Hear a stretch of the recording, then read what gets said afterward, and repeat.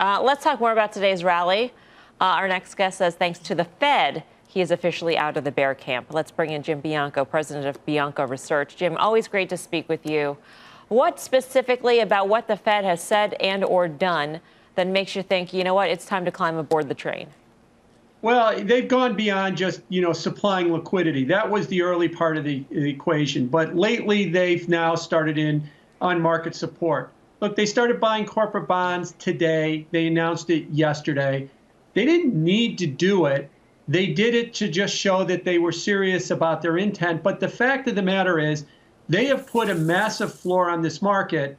And you know who's noticed is retail. They have noticed it as well, too. First, you cut commissions to zero. Then you allow the purchase of less than one share. You get millions of accounts opened up, an explosion of trading in the market. And when you talk to them or read the Reddit boards, the word Fed always comes up, that they are not going to allow the market to go down. It won't go down. Then you get Jay Powell last week at his press conference when he's asked if the market's overvalued. He didn't really answer the question, but the implication was it doesn't matter. We're going to continue to do what we're doing right now.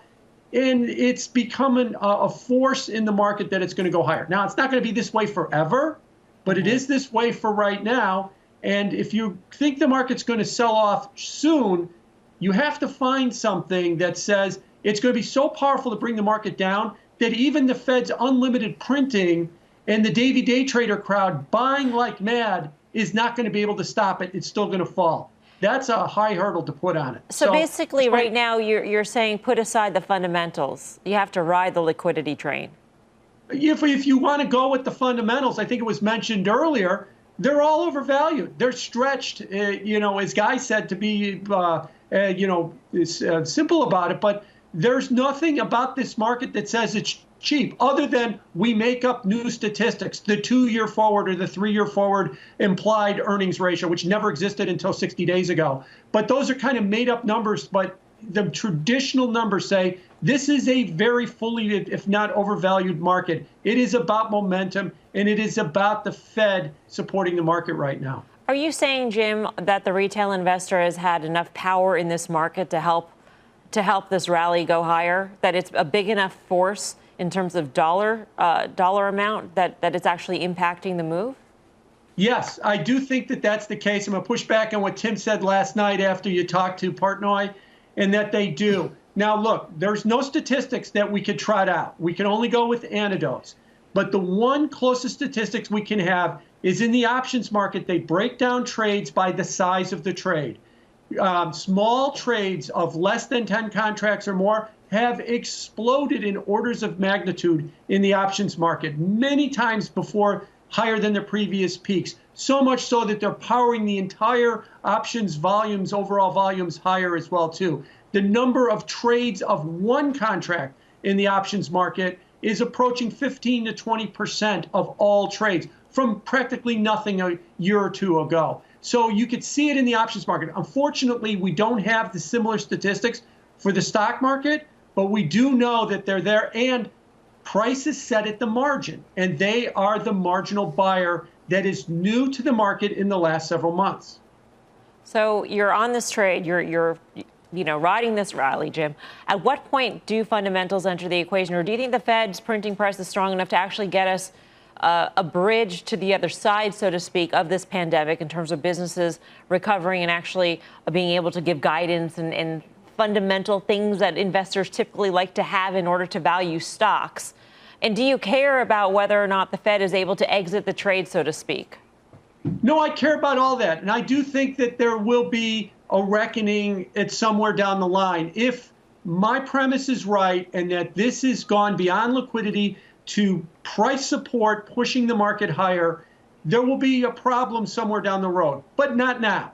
And the market's going higher. Yeah, at some point, when we are done reopening, ING, and we've reopened, ED, and we assess where we're at, and that's it, we're done reopening, maybe there's a disappointment that sets in then at that point, and that we realize we're going to come up short. But we're not there now. We're not going to be there next week. We still got the hope that things will be better next week. Things will be better in 2 weeks because we're going to continue to reopen. More restaurants will be coming online. More people will be able to do bigger gatherings as well. And the hope that things will continue to get better. When we get to the point where we say, you know what, this is it. We're done. We're reopened. This is the economy we have.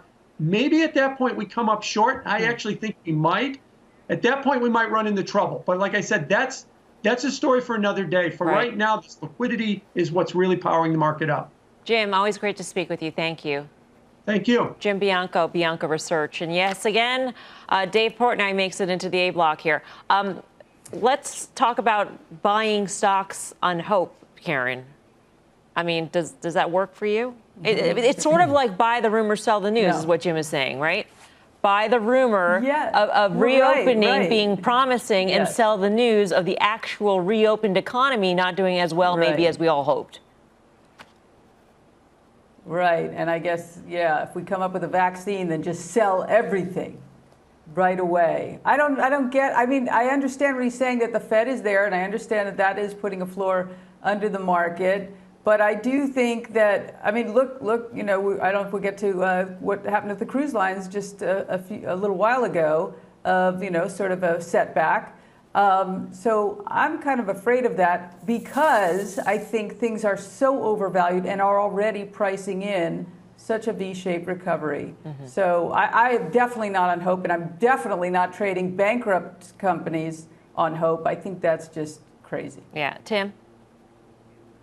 Well, I think I've said liquidity is what it's all about, so I'm not going to repeat that other than to say there's different parts of the market that have responded more than others as a function of the retail investor. I don't think there's any disputing that. But I also think that you have a cross-asset kind of cyclical thing going on. So you've had this recovery in resource stocks. You've had this recovery in banks. You've had this recovery in industrials and transports that were 2 years into bear markets. So that's part of what's extraordinary here, and that's I think that's the institutional community. It doesn't really matter ultimately, and trying to determine. I don't think we have statistics that are going to tell you what percentage of this came from Robinhood and what percentage of it came from